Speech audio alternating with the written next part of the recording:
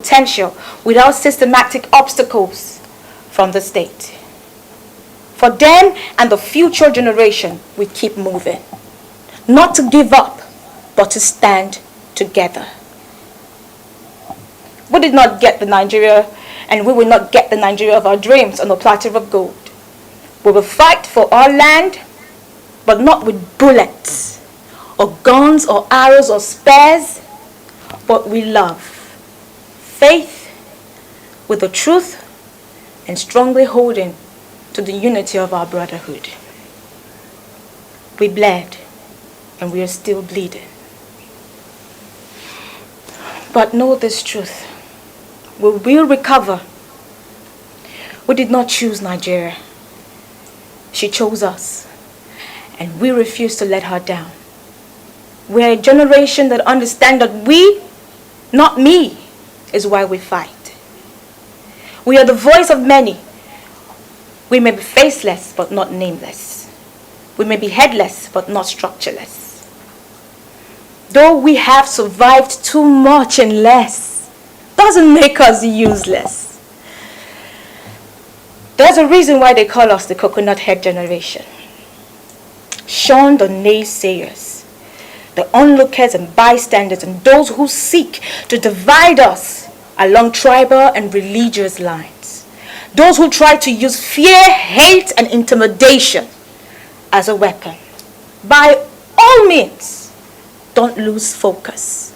Our response is love and hope. Remember their names. The many names of our martyrs and many others whose names we don't know, whose faces we haven't even seen. Think about our fathers and mothers who have fought this fight for decades. Let their memories and what they died fighting for cement our resolve to never give up. We will demand justice for them until we see it. We will demand a better Nigeria until we see it and live it. We will not hand this version of Nigeria to our children. No way. Now is the time to regroup and continue to rebuild our motherland and not burn her. This land was handed down to us, and now the onus is on us to restore her honor. Well now, to every one of you who worked tirelessly to ensure the success of the NSAS protest from the east, the west, the north, and south, and across the globe. All the amazing people and organizations who raised funds, cooked meals, gave refreshment, the graphic designers, our techies, our unstoppable lawyers, activists, influencers, our online soldiers, yes, you, our physicians, our prayer warriors, our hashtaggers, our mentors, our photographers, DJs, our brothers with the ice cream trucks and sausage rolls, to our mothers and fathers who supported us and spoke with and for us. You know yourselves. We love you. We thank you. We are all leaders, and we lead with love. The momentum must not decrease. To the thugs, agitators, instigators, negative PRs, and loyalists of the failed system, we love you. We thank you. But most importantly, we forgive you. Many of us lost things, properties, but we know and believe that we'll regain it all in tens, hundreds, and thousands as we work together.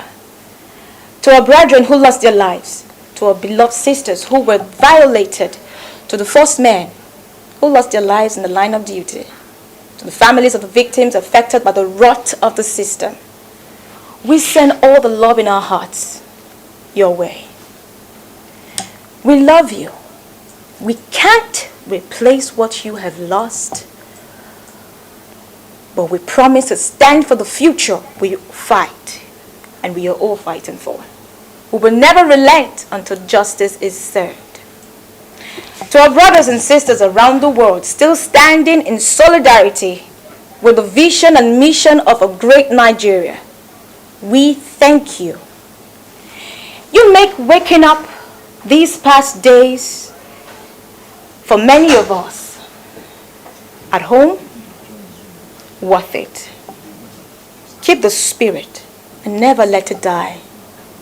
To the youth of our sister nations that stood with us in these past days, we salute you.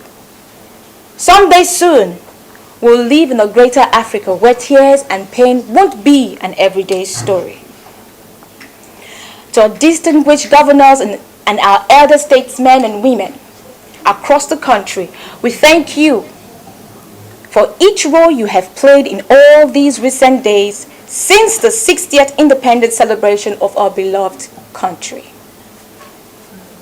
To the icons across the globe and media heroes that dare to tell it as it is, we thank you. The story will unfold and is still unfolding. This is not the end, but the beginning. Someday not too long from now, we will look back and cry, this time tears of joy, that will better the Nigeria we always dreamt of. Police is your friend is a reality we believe will one day be our story. A nation we will be proud of is our vision and mission. Indeed, we are all we have. Let's not give up the fight for Nigeria of our dreams. And one day the world will stand amazed as they watch us shine like the sun in peace and unity. Let the prayer of our anthem be our guide. O God of creation, direct our noble cause and guide our leaders right. Help our youth the truth to know, in love and honesty to grow, and live in just and truth. The great lofty height attained to build a nation where peace and justice reign. To the objectives of the EndSARS movement. And what we all stood for, and we still do until a greater Nigeria is born. We are here to reaffirm our commitment to the future we started, to change before being sidetracked. The EndSARS movement is a campaign against brutality and excesses of the Nigerian police force, especially the SARS unit. A demand for justice of the wrongful death of our brothers and sisters across the country. A total reform, orientation, and elevated standard of living in general for our Nigerian police force. You cannot repair a broken window and leave the broken roof.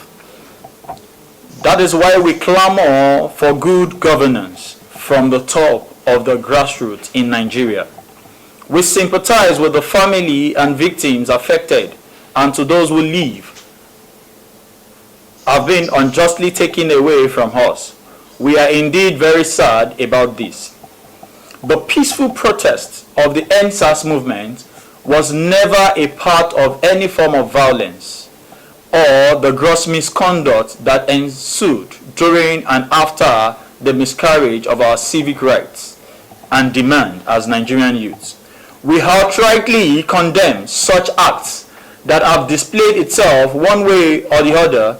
However, the reason for your actions is not as important as the mission and the vision of a one Nigeria. We are peaceful, useful youths of Nigeria, both at home and abroad. We will continue to remain so.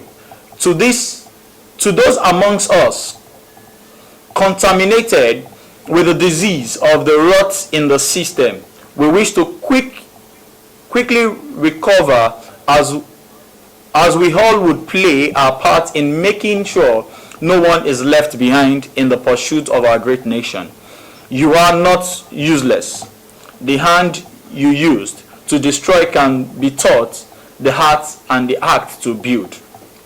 We are here now and we can only move forward. We urge ourselves to embrace dialogue with our various governments and hope for the best for our nation, Nigeria. Let there be rational timelines to each of our demands and we encourage us to stay loyal to the cause of a new Nigeria. 2023 is not the promised land, but can be a step in the right direction for a new dawn in Nigeria. However, our actions today will be determining winning factors for the days to come. We appreciate our brethren in Nigeria Police Force and Armed Force for the effort in ensuring the security of lives and properties for the peaceful protesters and Nigerians alike. We urge all Nigerian youths, the internet is our common room. Get more information about the move for a new Nigeria. Let this resound in our hearts that we, the youths, are committed to seeing the new Nigeria come to pass and the end of the brutality and the injustice in the system. To all the panels that has been set up for that, we would be there to represent the interest of our youths. We will end with the saying by a wise man, I quote, "If you are emotionally attached to your tribe, religion, or political lineage, to the point that truth and justice become secondary consideration, your education is outrightly useless." The recent and fresh complaints of SARS officials returning to the streets, how will you react to this as one of the key leaders of the protest in Lagos? What I would say is anti-racial squad is what I see personally, my personal opinion. Anti-racial squad is needed. Yes, we don't want SARS. And what has been happening is why you see a team of, I don't know, the cars of the police have been seeing, they are not writing SARS from there. What I saw on their car is police. So they definitely, we all know, as part of the necessary enlightenment to everybody, that there are many units of the police, the anti-cultism, the anti-riot, so what we have out now is that there is riots all over, most specifically in Lagos. So the team that is deployed by the police, the one I am seeing, I am not seeing SARS. I am not the factor. I am not seeing SARS. I am seeing police in black CNS. So literally I can't say, or confidently I can't say that they are SARS. Some people are saying that they are seeing SARS officials confirmed. Okay, Areas of Bariga, okay, for avoidance of misleading the public, personally I didn't see, and personally nobody has shown me a pictorial evidence of the SARS person out again. Okay, well, the government has continued to maintain innocence in the Lekki case. How will you react to it? People calling it propaganda.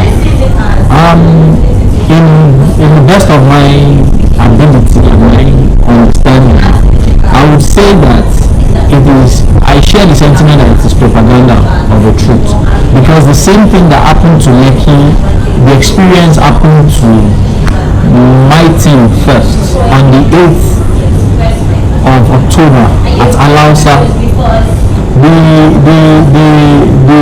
Let me say, God only saved us, and that was what even led to the fact that there is outburst in the protest on the 9th, because people trooped out to Alausa on the 9th of October, that's on a Friday, to solidarize with the 43 that was in that mess. So what happened in Lekki is, yes, there are so like from the press release we did today, we are saying that what we are saying is what has happened has happened. Government should own up to their mistakes. For in my understanding, I know officials of the government are running from ICC after they are done in office. But the truth is, like we've been reiterating again and again from all the protest banners that we've been doing, that government should endeavor to tell their force men to engage with intelligence, not force. The challenge is the right of a citizen, even a criminal, has dignity to life until proven guilty. So not to talk of that someone that we deem is right. And at Lekki, what happened that day is we understood that once there is a coffin, the curfew rather, you can stay in that same spot that the curfew meets you, and that was what happened. So it means, and the time curfew was extended to was 9 to start by 9, and the shooting started something 7:38. So it means that the plane that was in top gear before 9, when the curfew was set to be 4, was not aborted. It wasn't aborted. So for me, I believe that government is only trying to cover up the tracks to claim that they are innocent, but truth be told, our comrades truly died. Not just in Lekki, in Surulere. How do we explain that? If it was possible for government to have lied about Surulere, they would have done that too. So they have so many accountability to attend to. They need to be accountable to us. Why you have these people engaging with force rather than intelligence? Thank you. Okay, there has been so much noise about youth representation with people saying no leader. Do you think this is an opportunity to consolidate on gains made? The truth be told, the recent movement by all Nigerian youth, I want to say again here that yes, we don't have leaders, but we are not structureless. We don't have leaders, but we are not structureless.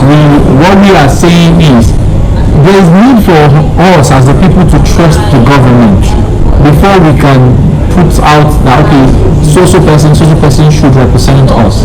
Government has proven time without number to be untrustworthy.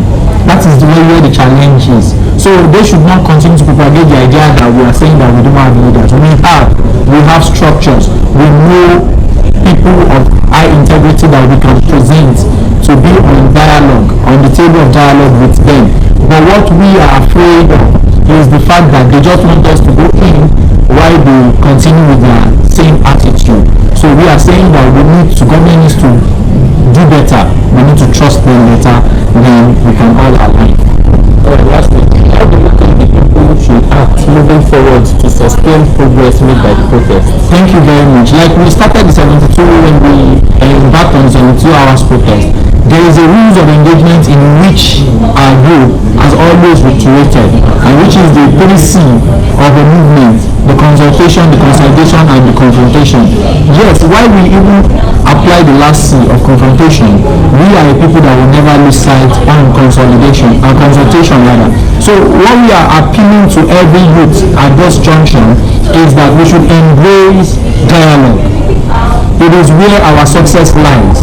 We cannot continue. Yes, we have the right to protest on the street, but protest is also in form of dialogue. We can also protest on the table of dialogue. So what I am suggesting and advising us as youth, because of where we are as of this moment, we need to embrace dialogue. We need to ensure that we get justice and actual compensation for all of our victims, and that Nigeria will become a place where I and you are very free. Thank you. There has been recent and fresh complaints of SARS officials returning to the streets. How will you react to this as one of the key leaders of the protest in Lagos? I wouldn't call myself a leader, but I would say as a protester, it's sad. It's sad, it's disappointing, it's discouraging that, you just wonder, is there some kind of secrecy around this SARS thing? This criminal organization that has killed so many youths, has brutalized us as well. Why has it not been ended? Why are we still seeing SARS on the street? I mean, we just had a 2-week long protest that even had hoodlums, committing several atrocities on Benin, and still yet we still see SARS out on the streets.